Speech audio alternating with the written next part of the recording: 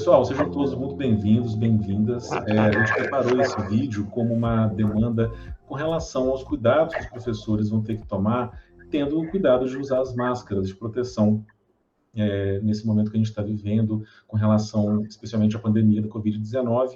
E por isso a gente convidou a Lenilda Soares Viana, que é fonoaudióloga aqui da Universidade Federal de Viçosa. A Lenilda atua na divisão de saúde da UFV e nas demandas institucionais que envolvem a fonoaudiologia.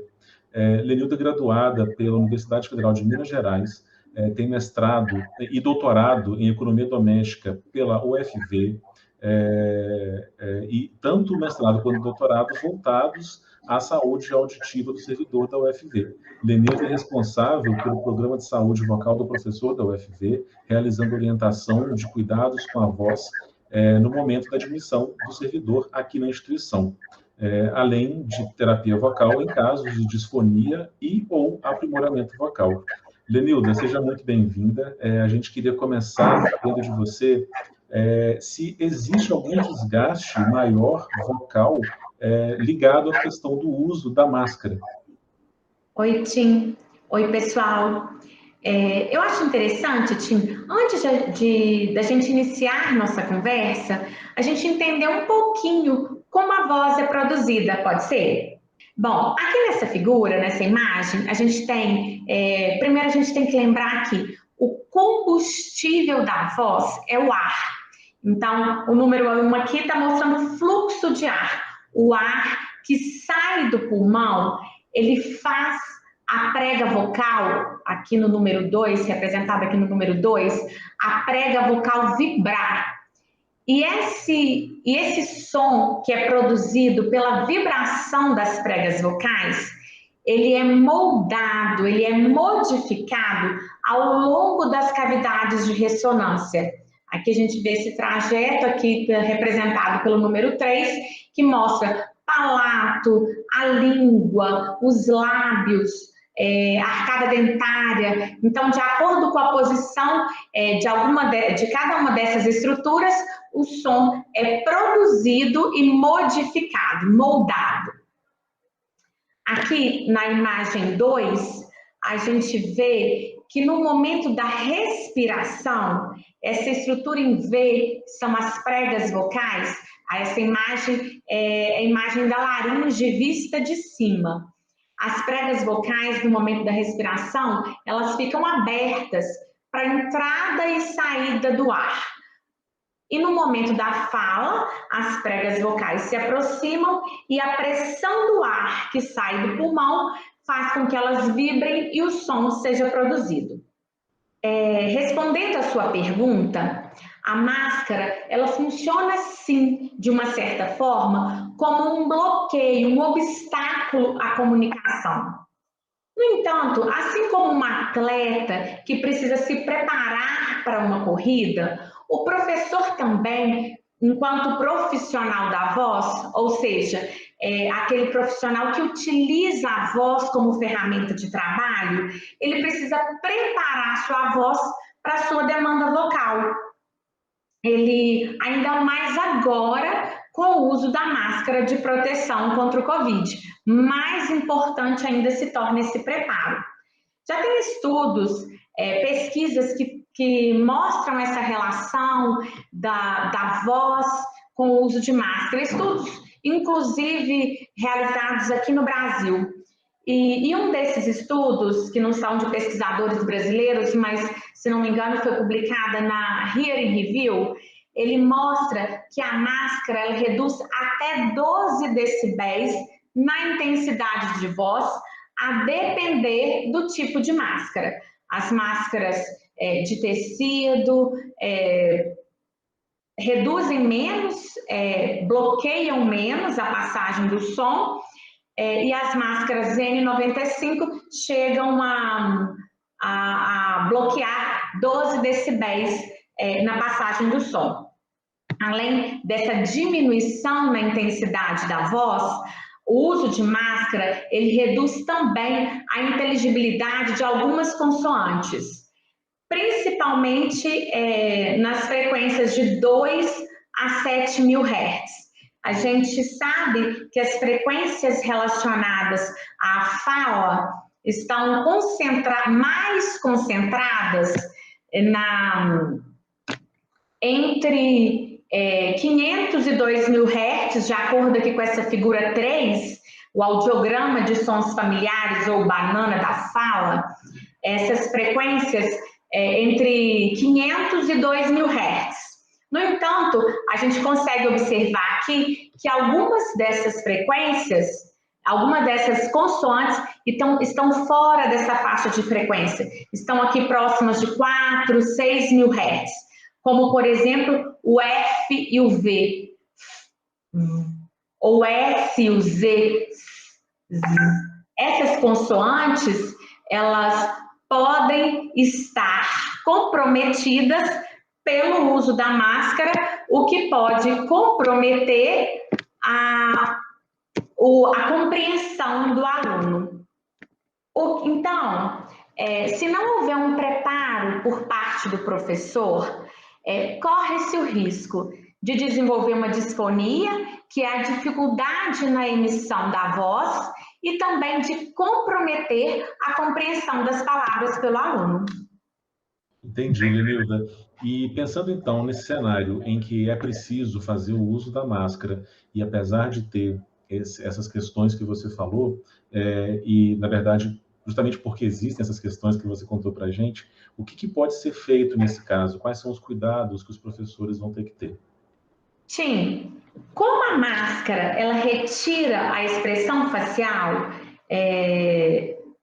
a expressividade se dá apenas pelo olhar, então a máscara ela limita a expressão facial, é necessário compensar esse bloqueio com volume e clareza.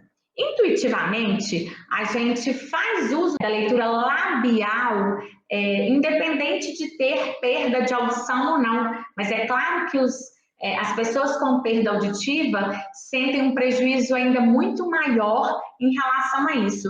Mas a leitura labial, a expressão facial, ela é um complemento à comunicação. Então, como que a gente pode compensar isso com volume e clareza? O primeiro passo é ter uma boa respiração.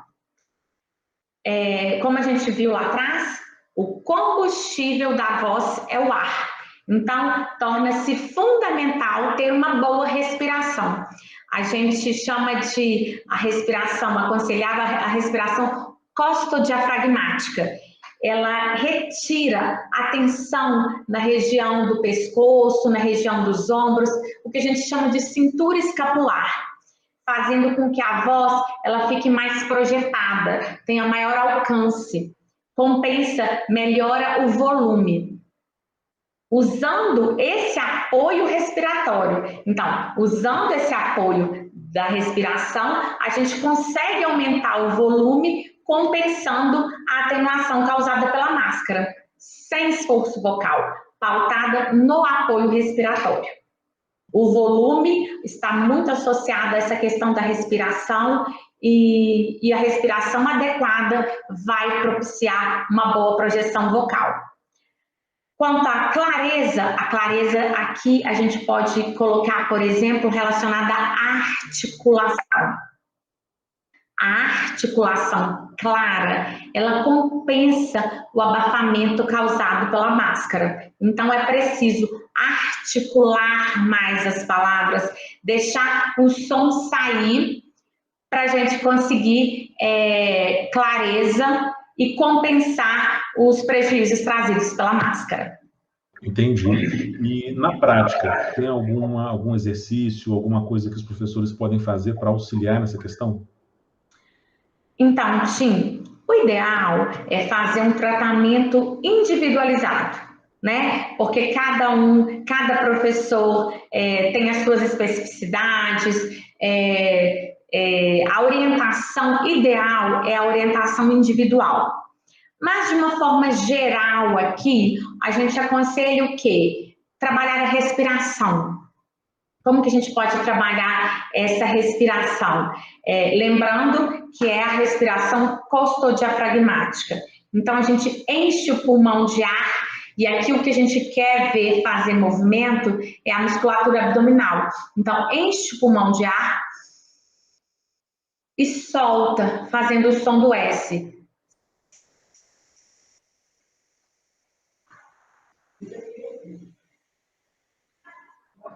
Esse S de forma constante e sem esforço. O som, ele se mantém estável, sem esforço, constante, suave.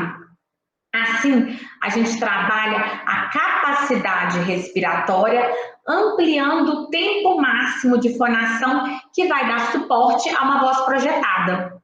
Então, na prática, esse é um exercício que a gente pode orientar de uma forma geral, que pode ser feito todos os dias.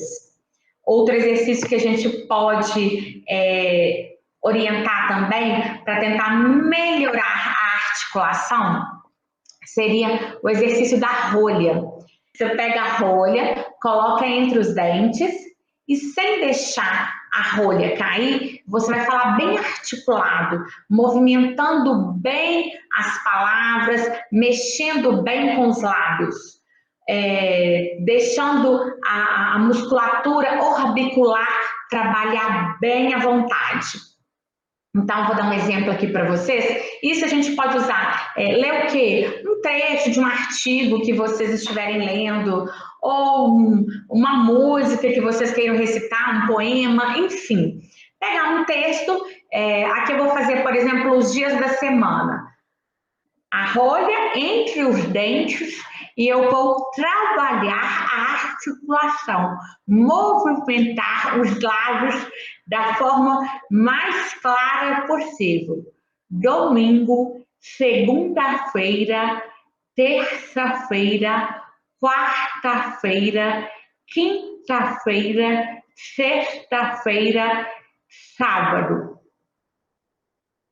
O que eu promovi aqui, e quando você retira a rolha, você consegue observar uma soltura dessa musculatura aqui orbicular.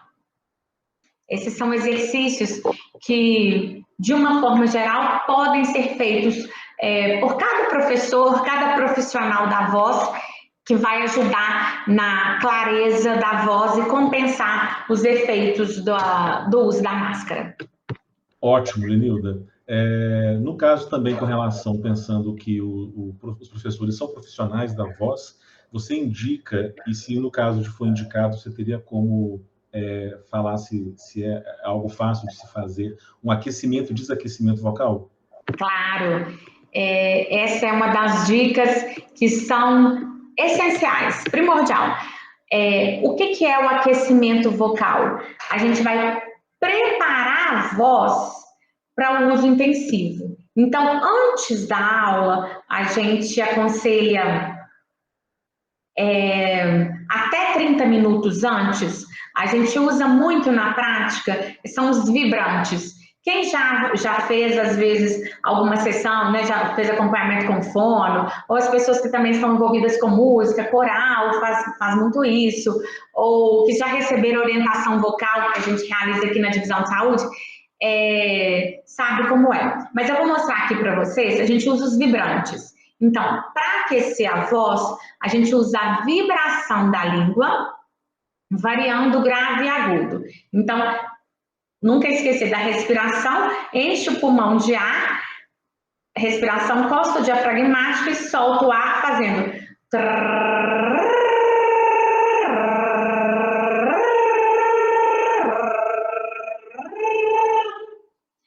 Vibração de língua, variando grave e agudo. Isso é uma forma de aquecer a voz, de prepará-la para uma demanda vocal mais intensiva.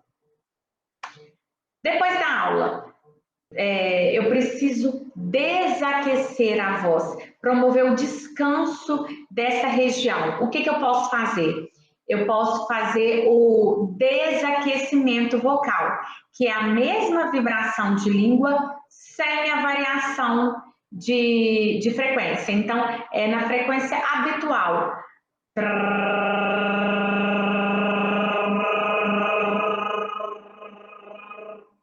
Que é uma vibração suave e sem esforço. O máximo que conseguir. E a gente faz isso o quê? Umas 20 repetições antes de dar aula, variando grave e agudo, e 20 repetições após dar aula, sem variação. É uma excelente forma de cuidar da voz, tá? Não deixem de fazer, super recomendo. Excelente, Lenilda. Além disso, que outras dicas você poderia dar para os nossos professores e professoras? Tá. Então, fazendo um resumão do que a gente falou aí, ficar atento à respiração, né? O combustível da voz é o ar, então ficou claro a importância de se ter uma boa respiração, sempre promova inspiração longa e expiração suave para ampliar esse tempo máximo de fonação. É importante também falar devagar, Tim. A velocidade adequada, ela traz clareza à fala, o que vai compensar o abafamento causado pela máscara. Então, velocidade de fala adequada, falar devagar, fazer também pausas durante o discurso. Os períodos de repouso vocal, eles são muito bem-vindos, são importantes para a saúde da voz.